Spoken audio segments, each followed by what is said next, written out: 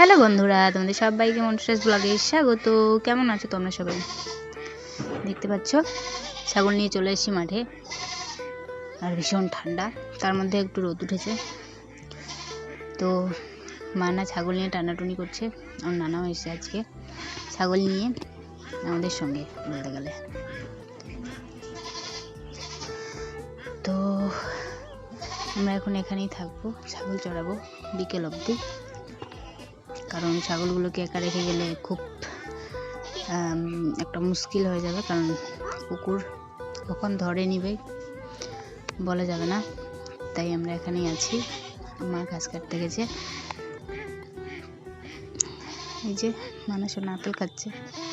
বাবা গেছিল শুধু ছাগলগুলোকে ওখান থেকে বাড়ি থেকে এখানে নিয়ে আসা, মানে এনে দিতে, সামলানো যাচ্ছিল না ছাগলগুলোকে আর মানহাকে। তো একটু হেল্প করে দিল। মা একটু পরে আসবে ঘাস কেটে তারপর। আর আজকে একটু রোদ উঠেছে, আর নিয়ে আসা মাত্রই ছাগলগুলো খেতে শুরু করেছে মহানন্দে মিষ্টি মিষ্টি ঘাস। এই যে বাবা চললো বাড়িতে। চারিদিকটা কুয়াশা কুয়াশা হয়ে গেছে না, এই যে দেখতে পাচ্ছ। ওই পাশে আদিবাসী বাচ্চাগুলো খেলা করছে, দেখতে পাচ্ছ। পুকুর পাড়টা কেমন কুয়াশাচ্ছন্ন হয়ে গেছে, মৃদু রোদ দিচ্ছে, মৃদু মৃদু।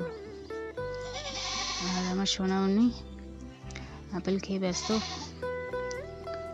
ওকে স্নান করে দেওয়া হয়েছে আজকে।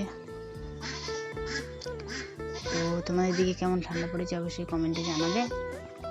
আমাদের দিকে তো বিশাল ঠান্ডা পড়ে গেছে কয়েকদিনে, বিশাল মানে বিশাল। তো টাটা সবাইকে।